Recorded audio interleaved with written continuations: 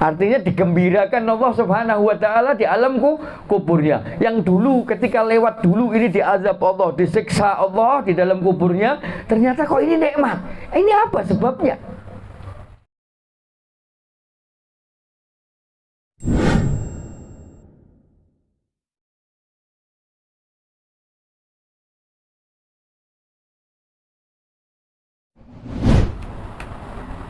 Saya kasih satu riwayat, saya kasih satu cerita yang ada di kitab Minhajul Azkiyahnya Ki Sholeh bin Umar Darat. Ya, beliau meriwayatkan satu cerita dari Nabi Allah Isa bin Maryam. Ya, di dalam kisah Bani Israiliyat ini tadi, Nabi Allah Isa bin Maryam ini tadi berjalan di dalam satu perjalanan yang kebetulan beliau melewati makbaroh, kuburan. Salah satu daripada kuburan itu tadi, kebetulan Nabi Allah Isa bin Maryam ini tadi dibuka hijabnya oleh Allah Subhanahu wa taala. Ahli kubur ini diazab sama Allah Subhanahu wa taala. Ahli kubur ini di dalam kuburnya disiksa oleh Allah Subhanahu wa taala. Sampai Nabi Allah Isa ini tadi merasa kasihan, terus minta sama Allah Subhanahu wa taala, ya Allah, itu kenapa sampai kau azab, ya Allah, kenapa kau siksa orang ini di alam kubur? Karena kebetulan ditunjukkan sama Allah Subhanahu wa taala. Maka diwahyukan Allah Subhanahu wa taala kepada Nabi Allah Isa bin Maryam ini tadi, bahwa ahli kubur ini, si fulan ini, ketika hidupnya dulu dia seorang hakim.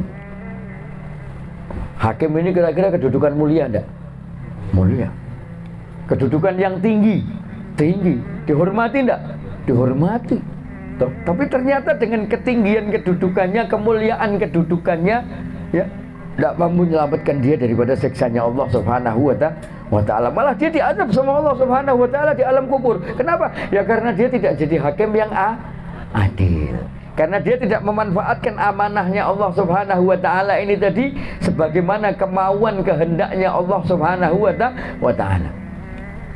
Nabi Allah Isa bin Maryam akhirnya tenang, artinya bisa menerima, karena ahli kubur ini memang ketika hidupnya di dunia berarti seorang yang madlum, seorang yang zalim, membela orang yang harusnya salah dia bela, orang yang benar malah dia salahkan. Akhirnya tuh setelah sekian tahun ini Nabi Allah Isa bin Maryam ini tadi tidak lewat lagi, tidak diberitakan Allah tentang ahli kubur ini tadi. Kebetulan lewat lagi di kubur itu tadi setelah sekian puluh tahun. Akhirnya diperlihatkan lagi oleh Allah Subhanahu wa taala ahli kubur ini tadi dalam kenikmatan di dalam kuburnya. Artinya digembirakan Allah Subhanahu wa taala di alam kuburnya. Yang dulu ketika lewat dulu ini diazab Allah, disiksa Allah di dalam kuburnya, ternyata kok ini nikmat. Ini apa sebabnya?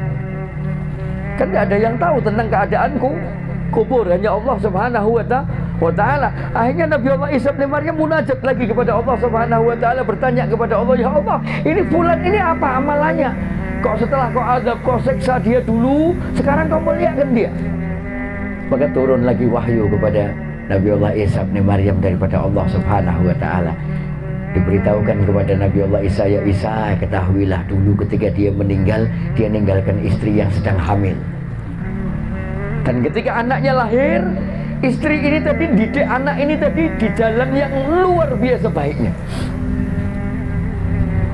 Ketika bayi selalu ditimang-timang, digendong dengan apa? Dengan pujian memuji kepada Rabbul Alamin, Allah Subhanahu wa taala. Ketika anak ini tadi bisa berjalan sampai anak ini usia yang 5-6 tahun, digandeng tangannya, dititipkan orang, dititipkan ustadz, diajarkan ngaji. Dan padahal ini diberitahukan Allah, ya Isa, saat ini anak itu baru bisa mengucap Bismillahirrahmanirrahim. Saat ini anak itu belum bisa baca Quran yang lainnya kecuali kalimat Bismillahirrahmanirrahim. Maka apa kata Allah Subhanahu wa taala? Ishadu ya Isa, saksikan ya Isa, aku Allah Subhanahu wa taala. Kalau di dalam kitabnya Basalah bil lughatil Jawi, dengan bahasa Jawa, ya. Maka saksenano ya Isa, aku Gusti Allah Subhanahu wa taala isin wirang Nek nopo kudu ngebuki bapake ning alam kubur, nyekso bapake ning alam kubur, sedangkan anaknya di alam dunia muji namaku. Isin aku ngebuki pake kok anaknya muji-muji aku. Maka ketika anak ini memuji namaku, mengagungkan namaku, memuliakan namaku, mulai saat itu bapak ini tak kasih kelonggaran di alam kuburnya. Bapak ini tak kasih kenikmatan di alam kuburnya. Loh, luar biasanya Allah Subhanahu wa ta'ala. Ya.